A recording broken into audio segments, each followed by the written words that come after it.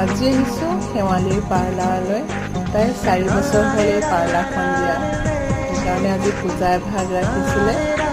আৰু এয়া শেৱালীৰ মাক আৰু বহুত অতিথি আহিলে।